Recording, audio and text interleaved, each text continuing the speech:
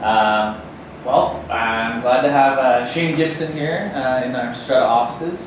Shane is a co-author of Guerrilla Social Media Marketing, and thank you for coming in and talking to us today. I just wanted to ask you a few questions and get Thanks some for having me. Great. All right, so I know you're back after a whirlwind book tour across the country, and we'd love to just kind of hear about how you and Jay Conrad Levinson kind of got together originally to write this book. So I've always been a fan of guerrilla marketing. I ran a youth entrepreneur program actually here in Vancouver for 19 to 29-year-olds several years ago. And myself and the other instructors, we actually used guerrilla marketing, the version actually Jay Levinson and Seth God wrote together as sort of our foundation for our marketing program. So, over a decade ago, we were already using the methodologies. And then when I wrote my first book, Closing Bigger, I cold called Jay. And I said, hey Jay, Shane Gibson here, here's what I'm about, here's why I love your stuff, and would you read my book and give it an endorsement? He says, well, if I like it, I will. So I couriered off a manuscript to him, and Trevor Green and I did, and we got a really fantastic endorsement back like within days. And then we stayed in contact through LinkedIn and email for 5 years. And then I discovered that Jay was actually going to be in Santiago, Chile, speaking at the same marketing conference as me. And I sent him a quick email and invited him over for a coffee. Coffee ended up being 2 days of wine tours, dinners, debates about social media and guerrilla marketing and how it's affecting guerrilla marketing. And it was actually his wife, Jean Levinson, who said, why don't you guys write a book together? And Jay and I thought it was a great idea, and that's how we teamed up. That's great. Yeah.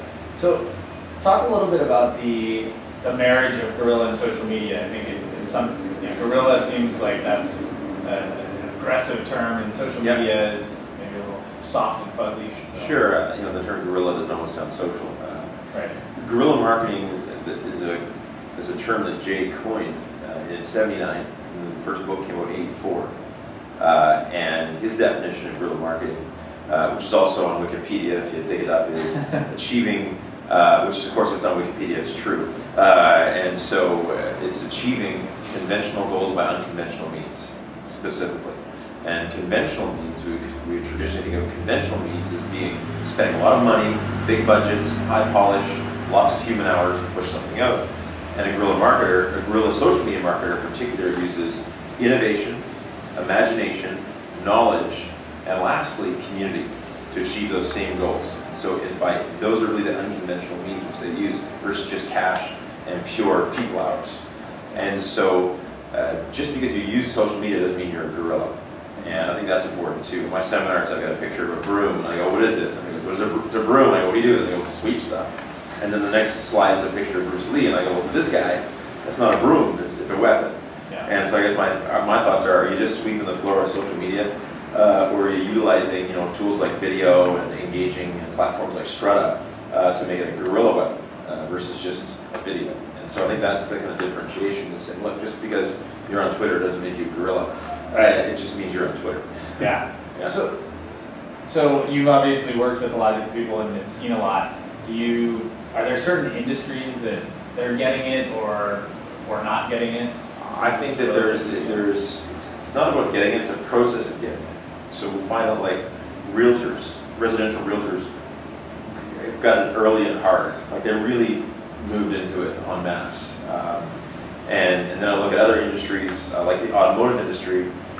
Ford's an innovator, and they've pushed it hard, but the rest of them are lagging. I mean, Porsche still bans their staff from using social media. So we look at, there's various levels of adaptation depending on industry. And I don't think it's a matter of like which ones aren't going to use it.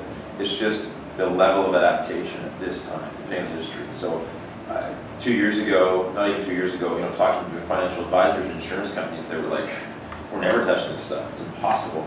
And now they're starting to come out of the woodwork saying, okay, we have to use it, so let's do it right. And so I think there's that tipping point in each industry. So, yeah.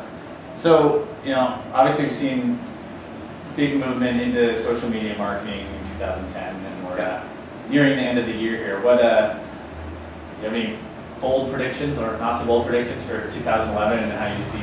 I think that And this is something that if you read up on Jeremiah Aoyang's blog at web-strategist.com, he's with the Altimeter Group. He talks about this.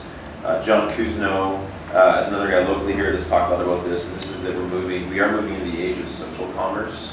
So, you know, we all join these things, and we all found all the friends we're going to find probably to some degree. And then we've created content, and we've created communities, and there's that social commerce that's going to come. We're going to see, you know, the capacity to have, you know, microtransactions and really integrate e-commerce and social media at a greater level. I think this is going to be the year for that, to at least begin to grab a foothold in certain industries. And then the other big one is social CRM. And so little players like Oracle and Salesforce.com, and even the next rendition of Microsoft Outlook has a social CRM component where I can load up your details, but it pulls in a whole bunch of other information based upon all your social destinations. If we're connected on Facebook, I'll get even more information. And it's a living database versus information that gets redundant. So I think that's going to start to move mainstream. It's already available, but it'll be adapted. And then the last one, and this is not a surprise, but this year, the number of people accessing the web via handheld devices bypassing the people who access it through a computer, traditional computer. So we're going to have an even greater move into mobile social networks. So I think those three big ones are ones that you want to watch as a marketer.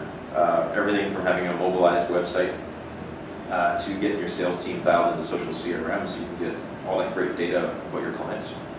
Yeah, absolutely. Yeah. Great. Well, I appreciate you giving some words of wisdom to everyone, and thanks for coming by. Hey, my pleasure.